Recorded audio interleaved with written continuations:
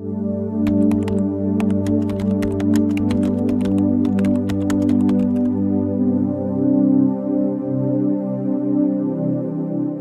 nila itong natural na antibiotic.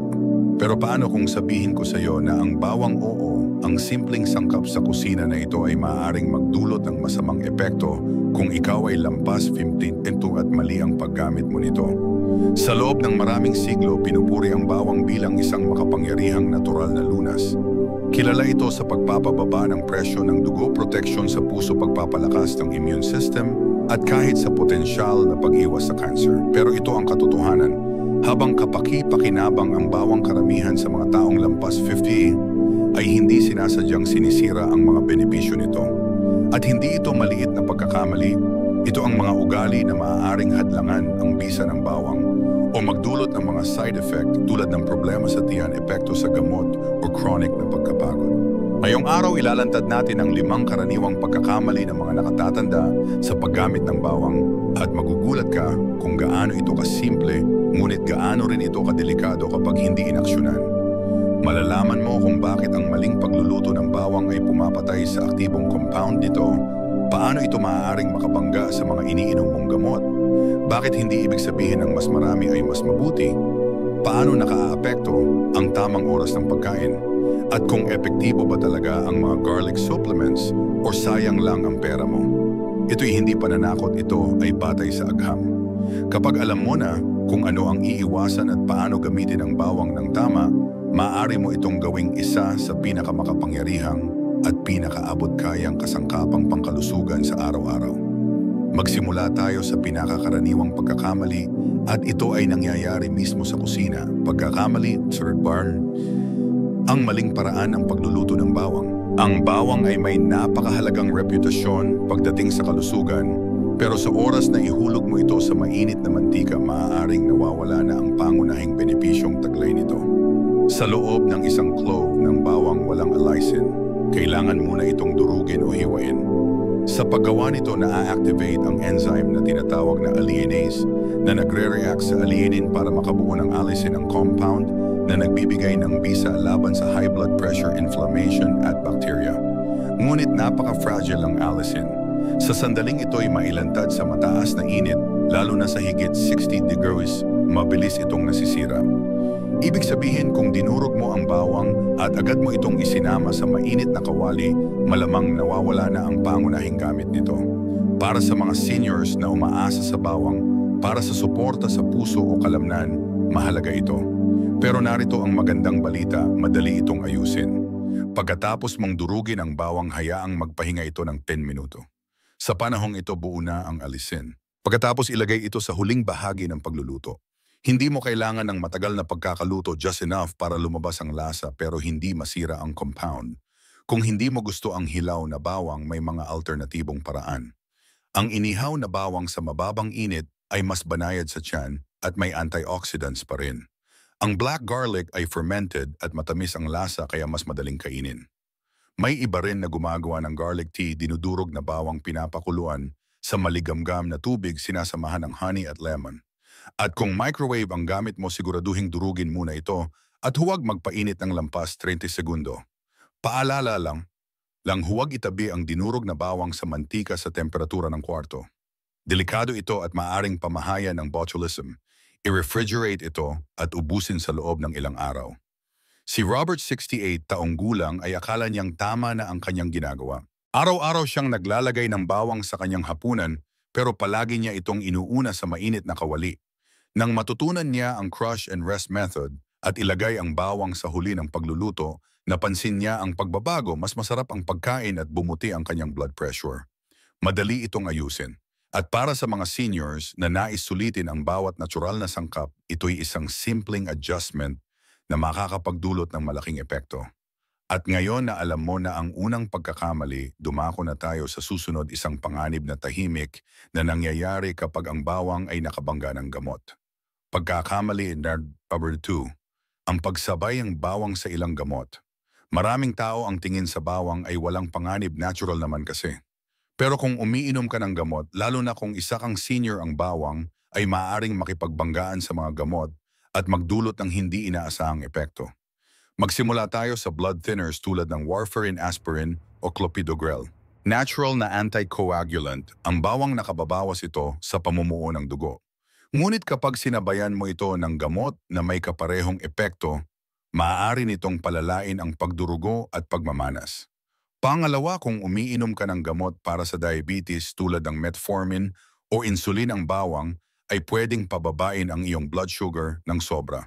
Ang resulta, panghihina, pagkahilo o biglang pagkapagod. Madaling ipagwalang bahala ang mga sintomas na ito bilang normal na pagtanda, pero maaaring ito ay bunga ng bawang at gamot na nagdugtong ng epekto. At kung ikaw ay umiinom ng statins para sa cholesterol, tandaan maaaring makaapekto ang bawang, lalo na sa supplement form, sa kung paano ito napoproseso ng iyong atay. Maaari itong magdulot ng panlalambot ng kalamnan, sobrang pagod at sa ilang pagkakataon liver strain. Ang problema ay hindi ang bawang. Ang problema ay ang kakulangan ng kaalaman kung paano ito nakaapekto kapag sinabayan ng gamot. Kung solusyon sabihin sa iyong doktor na regular kang gumagamit ng bawang lalo na kung ito ay sa supplement form, ang bawang sa pagkain ay kadalasang ligtas pero ang supplement ay may mas mataas na dosage kaya dapat tratuhin itong parang gamot. Kung gumagamit ka rin ng ibang natural na supplements tulad ng vitamin E o fish oil, doble ang dapat na pag-iingat. Lahat ng ito ay nakakaapekto sa blood clotting at kapag pinagsama-sama maaaring maging sobrang nipis ng iyong dugo. Kaya kung ikaw ay nasa maintenance na gamot, lalo na para sa puso diabetes o cholesterol, tiyaking may kaalaman ang iyong doktor kung gumagamit ka rin ng garlic supplement. Ito ang paraan para manatili kang ligtas habang sinusulit ang benepisyo ng bawang.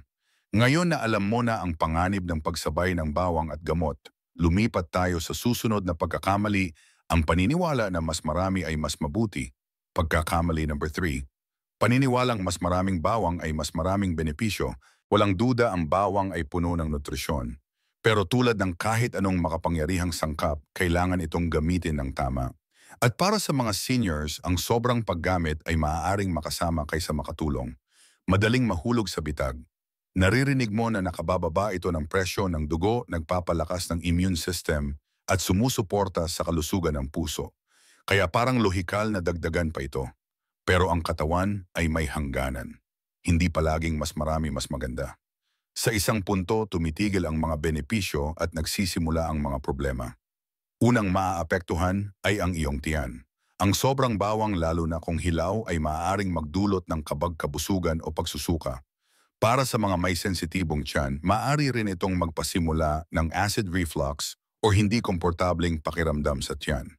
Ang likas na kakayahan ng bawang na magpanipis ng dugo ay maaaring maging problema kung sobra ang intake lalo na kung ikaw ay may iniinom ng blood thinner. Aning basita na hiwa or pasaon ay maaaring tumagal bago gumaling. Hindi na ito basta abala, maaari na itong maging panganib. Meron ding social na aspeto. Ang matapang na amoy mula sa bawang ay maaaring makaapekto sa iyong confidence sa pakikisalamuha. Para sa maraming seniors, ang pagkakaroon ng tiwala sa sarili ay bahagi ng mental at emotional health. Kung ikinahihiya mo ang amoy ng iyong hininga o katawan, maaring umiwas ka sa pakikisalamuha at iyon ay may epekto sa iyong kalusugan. At may isa pang mas seryoso ang atay. Sa sobrang dami, lalo na sa anyo ng supplement ang bawang, ay maaaring makaaapekto sa liver enzymes. Maaaring hindi ito agad maramdaman, pero sa mga taong may maintenance na gamot, ito'y mahalagang isaalang-alang. Kaya gaano karami ang sapat para sa karamihan ng seniors, sapat na ang 1 hanggang 2 cloves ng bawang bawat araw. Hindi kailangang sobra. At higit sa lahat, ang consistency ang mahalaga. Mas mainam ang kaunting bawang araw-araw kaysa biglang dami ng sabay-sabay. May ilan na lumilipat sa garlic pills dahil mas madali. Pero tandaan, ang supplements ay madalas na mas concentrated. At dahil hindi ito mahigpit na nire-regulate, maaaring hindi pare-pareho ang laman. Ang isang brand ay maaaring may masyadong mataas na dosage habang ang isa naman ay halos walang bisa. Kaya't kung gusto mong sulitin ang bisa ng bawang, piliin ang natural. I-chop, ipahinga ng 10 minuto at isama sa pagkain. Kapag pinagsama ito sa masustansyang sangkap tulad ng olive oil, gulay at beans, mas lumalakas ang epekto. Ang bawang ay hindi tungkol sa dami. Ito ay tungkol sa tamang paggamit sa balanse at sa pangmatagalang disiplina. Huwag mong i-overload ang iyong katawan, gamitin ito ng may layunin. Ngayon dumako tayo sa ikaapat na pagkakamali, ang hindi pag-iisip sa tamang timing ng pagkain ng bawang. Pagkakamali number 4, hindi pinapansin ang tamang oras ng pagkain ng bawang. Karaniwan iniisip lang natin kung ano ang kakainin at gaano karami. Pero ang kailan mo ito kinakain ay kasing halaga rin, lalo na pagdating sa bawang. Ang timing ay may malaking epekto sa pagiging epektibo at pagtanggap ng katawan, lalo na kung ikaw ay nakatatanda. Kapag kinain mo ang bawang sa walang laman na tiyan, tulad ng sa umaga, maaari itong maging masakit sa sikmura. Maaari itong magdulot ng pagkirot, pagduduwal, or acid reflux. Mas sensitibo na ang digestive system ng mga seniors, kaya ang hilaw na bawang sa maling oras ay maaring makasama kaysa makatulong. Pero kung kakainin mo ito, kasabay ng pagkain, lalo na kung may kasamang healthy fats and fiber, mas maayos itong natutunaw at mas epektibong naa-absorb ng katawan. Tumutulong ang pagkain sa unti-unting pag-release ng mga aktibong compound ng bawang tulad ng allicin, at mas mababa rin ang tsansang makaranas ng pangangasim ng sikmura o pagkahilo. Mahalaga rin ang timing kung ikaw ay umiinom ng gamot para sa blood pressure o blood sugar. Kapag kinain mo ang bawang kasabay ng mga gamot na ito o agad pagkatapos ng maalat na pagkain, maaaring masyadong bumaba ang presyo ng dugo o blood sugar mo. Ang epekto ng bawang ay maaaring magdoble sa epekto ng gamot, kaya ang resulta panghihina-hilo o labis na pagbaba ng vital signs. May ilan ding nakakaranas ng problema sa pagtulog kapag kumain ng bawang sa gabi, lalo na kung hilaw. Maaaring mas active ang digestion o medyo restless ang pakiramdam na nakaapekto sa tulog. Hindi ito totoo sa lahat, pero kung ikaw ay isa sa mga sensitibo, ito ay mahalagang bantayan. Ang payo. Para sa karamihan ng seniors, pinakamahusay kainin ang bawang sa tanghalian o hapunan. Sa ganitong paraan, ito ay natutunaw kasabay ng masustansyang pagkain at ang katawan mo ay mas handang i-process ito ng maayos. Mas madaling bantayan kung may epekto ito sa gamot mo at mas kaunti rin ang chance ng discomfort. Kung nararamdaman mong hindi mo tolerable ang hilaw na bawang sa umaga, subukan mong ilipat ito sa tanghalian. O kaya isama ito sa lutong ulam sa gabi, pero siguraduhing hindi ito huli sa pagkain. Sa ganitong paraan, makikita mo kung ano ang timing na mas akma sa iyong katawan. Laging isaisip kung ginagamit mo ang bawang araw-araw, lalo na para sa kalusugan ng puso o blood sugar control, ipaalam ito sa iyong doktor. Matutulungan kanyang iayos ang schedule ng gamot at pagkain para sa mas ligtas at epektibong resulta. Ang bawang ay hindi lang dapat bahagi ng iyong routine, dapat ito'y bahagi ng iyong strategy. Kapag maayos ang timing, mas mahusay ang epekto sa katawan. At ngayon lumipat na tayo sa huling pagkakamali, ang pag-asa sa garlic supplements imbes na sa sariwang bawang. Pagkakamali number 5, umaasa sa garlic supplements imbes sa sariwang bawang. Sa panahong mabilis ang takbo ng buhay, tila mas madali ang uminom ng capsule kaysa maghiwa ng bawang. Wala nang amoy, walang effort. Pero ang totoo, ang supplements ay malayo sa epekto ng tunay na bawang, lalo na para sa mga seniors. Kapag dinurog mo ang sariwang bawang at pinahinga ito, nabubuo ang allicin. Ito ang pangunahing compound na nagbibigay ng mga benepisyong medikal ng bawang. Ngunit ang allicin ay mabilis masira. Kaya sa proseso ng paggawa ng supplement, madalas nawawala na ito. Maraming odorless garlic pills ang halos walang allicin at ibig sabihin wala ring benepisyo.